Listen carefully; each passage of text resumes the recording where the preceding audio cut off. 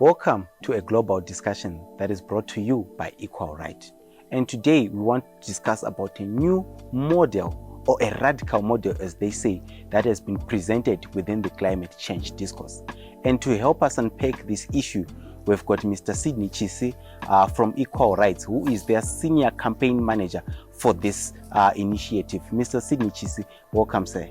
Thank you very much, Sababa. So, Equal Right is an organization that is headquartered in the United Kingdom, and it's a climate justice focused organization. The cap and share comes in with three principles. We talk about capping the amount of carbon that has to be extracted or that has to be emitted by a particular country. And this also speaks to issues of capping the amount of fossil fuels that each country has to extract towards the development of their own industry or whatever that they would want to do. Beyond that extraction, we are also saying that each company that needs to continue extracting, they have to be charged, which is the second principle, right? But not only that, but communities that are being affected because of climate disasters and climate challenges and climate stress, they need to be compensated for the damage that is there. And as you might well know, this would also tie down with issues of loss and damage. Then the other principle is also to ensure that the money that comes from the cap and the charging now has to fund the green jobs, green initiatives, green transitions.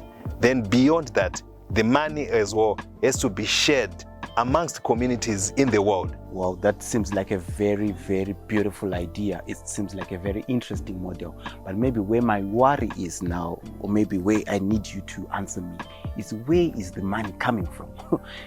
Also giving the context or the attitude of the global northerners and the global southerners who are so much dependent on that fossil fuel. Where are we getting this money to fund and to share and to do whatsoever? First source of the money has to come from those companies that would want to extract from each and every country.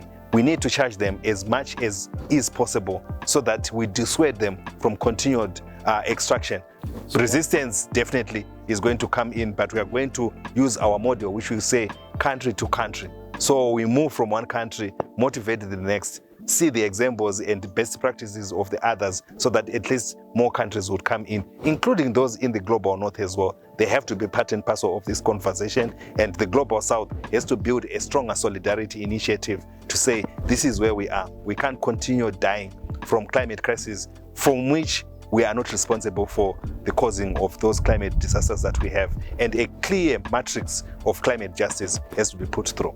Right. Now you are bringing in a new aspect now.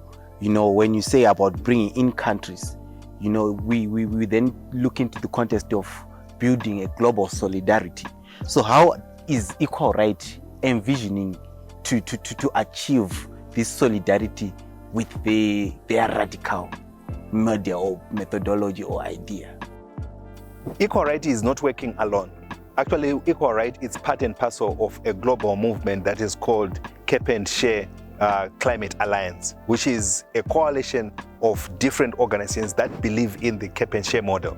So these organizations and spaces are located in different regions. So in your South Asia, in your East Asia, in your Caribbean, in your Latin America, in Africa, but also partly in the global north as well. So bringing in this conversation and spreading it out to different countries would then also mean amplifying the voice of cap and share to almost everyone by working with organizations within those countries and also trying to put out through to say there is a possibility that trillions of dollars can actually be shared amongst citizens of the world from the fossil fuel through the cap and share mechanisms that we have, because we are also founded on the basis of universal basic income. Everyone deserves to have a basic income that has to be derived from the extraction of fossil fuels that is affecting everyone else through loss and damage or through extended droughts. Currently, we have got all these heat waves that we are suffering from. Those people could have been compensated from that kind of fund rather than waiting for government to take from its own coffers to compensate for something that they are not responsible for. Wow, Mr. Chisi, you have so much clarity in what you want to achieve, what you want to do as an organization. So maybe I would want to know now, As Equal Right, what then do you envision as your success stories or success milestones that you want to achieve? So at Equal Right, our core is an anti-capitalist approach to climate change.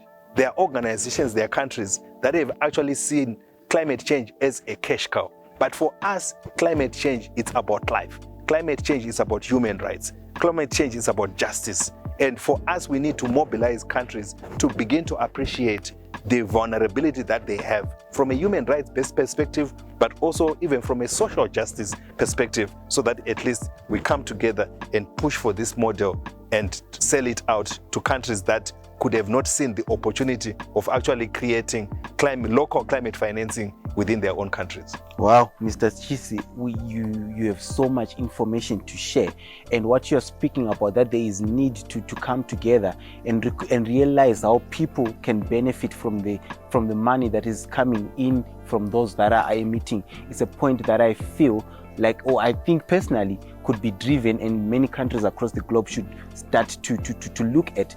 But maybe in parting, as we are about to round up this conversation, what are the key advocacy issues that are currently underway? Maybe what Equal Right is currently doing in terms of advocacy.